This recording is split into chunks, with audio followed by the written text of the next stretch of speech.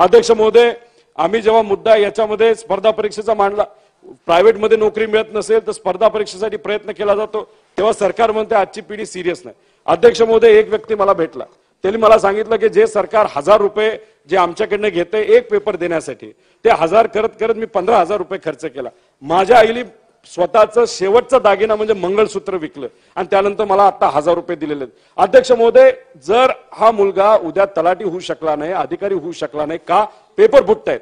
मग हा मुलगा काय करणार? आपल्या आईली एवढं प्रयत्न करून मंगळसूत्र विकून सुद्धा मला जर शिकवत असेल, मला काहीच करता येत नाही, तर हा दुसऱ्या कुठल्या तरी मार्गाला जाऊ शकतं. त्यामुळे कृपा करून या सरकारला आम्ही विनंती करतो, अनेक वेळा केली, ते 1000 रुपये जे तुम्ही सामान्य कुटुंबातल्या लोकांकडून वसूल करताय ते कुठेतरी माघार घ्या आणि जे काय प्रलंबित भरती ही या राज्या सरकारमध्ये आहे ती कुठे ना कुठेतरी कन्क्लूड करतो.